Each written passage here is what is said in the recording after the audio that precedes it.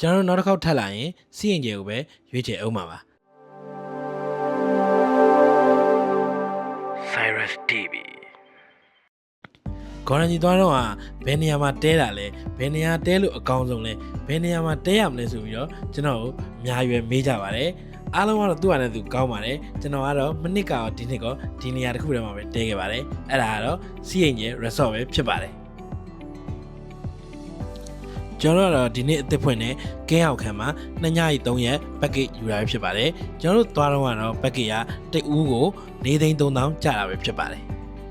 ဒါကတော့ beach house တွေဖြစ်ပါတယ်ဒါကတော့မနစ်ကကျွန်တော်တဲခဲ့တဲ့အိမ်လေးတွေပေါ့နော်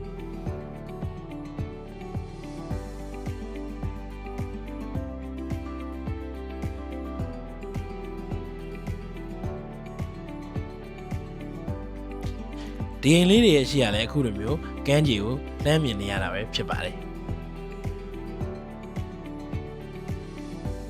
ဒါကတော့စီးရင်ကျယ်ထမင်းစားကမ်းပဲဖြစ်ပါတယ်ပက်ကေထဲမှာထမင်းစားပါတယ်ဆိုပေမဲ့မီနူထဲကဈေးတိုင်းကျွန်တော်တို့ထပ်မံမှာစားလို့ရပါတယ်ထမင်းစားဆောင်ကလည်းအခုလိုမျိုးတန်ရှင်းတက်ရနေတာပဲဖြစ်ပါတယ်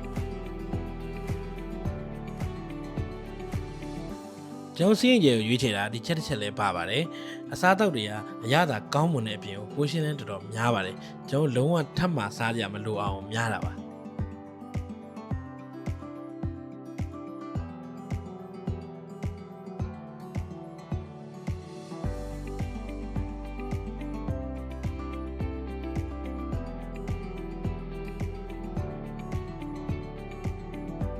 ကျွန်တော်တို့နောက်တစ်ခေါက်ထပ်လာရင်စီးရင်ကျယ်ကိုပဲရွေးချယ်အောင်ပါပါစီးရင်ကျယ်ကပေးရတဲ့ဈေးနဲ့ပြန်ရတဲ့စားပစ်ကအရန်ကိုတန်ပါတယ်ပက်ကေထဲမှာဆိုရင်နေစရာရောစားစရာရောလေဘက်ဖို့ရောပါပါတယ်လိုက်ပို့တဲ့ guide တွေကလည်းရွာသားတွေဖြစ်တဲ့အတွက်နေရာစုံသိပြီးတော့သဘောလဲကောင်းကြပါတယ်ခေါင်းကြီးရောက်ပြီးတဲ့လူတွေရှိရင်ဘယ်နေရာတွေဆင်ပြေလဲဆိုတာကျွန်တော် comment မှာရေးတော့ပေးပါအောင်ကျွန်တော်နဲ့နောက်ဗီဒီယိုမှာပြန်တွေ့ကြမယ်